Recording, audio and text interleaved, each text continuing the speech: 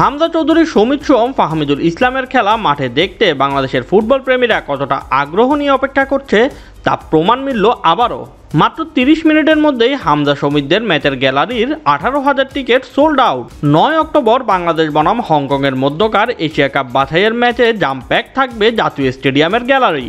রোববার দুপুর 2টায় টিকিট বিক্রি শুরুর আধ ঘন্টার মধ্যে সব বিক্রয় হয়ে যায়। বাংলাদেশ ফুটবল ফেডারেশন নিজেদের সোশ্যাল মিডিয়ায় সব টিকিট সোল্ড আউটের বিষয়টি নিশ্চিত করেছে। গত সিঙ্গাপুর ম্যাচের টিকিট কাটতে গিয়ে সমর্থকদের পড়তে হয়েছিল বিড়ম্বনায়, তবে হংকং ম্যাচের ক্ষেত্রে সেই চিত্র দেখা যায়নি। মাত্র 30 মিনিটেই ক্লাব হাউস ও গ্যালারির সব টিকিট বিক্রি হয়ে গেছে বলে দাবি করছে বাংলাদেশ ফুটবল ফেডারেশন। হামজাদের খেলা দেখতে দর্শকদের এমন আগ্রহ অবাক করছে সবাইকে।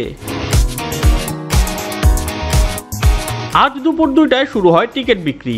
সাধারণ গ্যালারি 400 টাকা এবং ক্লাব হাউস 2 গ্যালারির টিকিট 2,500 টাকায় পাওয়া গেছে। বাফুয়ে ভবনে কম্পিটিশনস কমিটির সদস্য তাজওয়ার আওয়াল উপস্থিত সাংবাদিকদের বলেন, সাধারণ গ্যালারি ও ক্লাব হাউসের পুরো টিকিট বিক্রি হতে সময় লেগেছে প্রায় আধ ঘন্টা। 2 জায়গা মিলে 19,000 টিকিট বিক্রি হয়ে গেছে। এটা শতভাগ খুশির খবর। টিকিট খুব নির্বিঘ্নে বিক্রি হয়েছে। গত জুনে সিঙ্গাপুর ম্যাচের টিকিট কেনা হয়েছিল উগান্ডা থেকেও।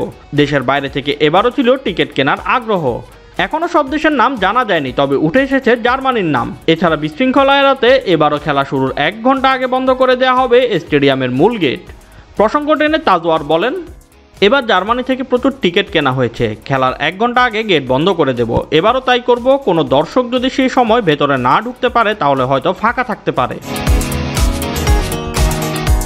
9 অক্টোবর ঢাকা জাতীয় স্টেডিয়ামে হংকংয়ের মুখোমুখি হবে বাংলাদেশ। এরপর 14 অক্টোবর অ্যাওয়ে ম্যাচে হংকংয়ের মাঠে খেলবে লাল সবুজের প্রতিনিধিরা। 2 ম্যাচে 1 পয়েন্ট নিয়ে এশিয়া কাপ বাছাইয়ে সি গ্রুপে পয়েন্ট তালিকা 3 নম্বর অবস্থান করছে হামজা সমিতরা।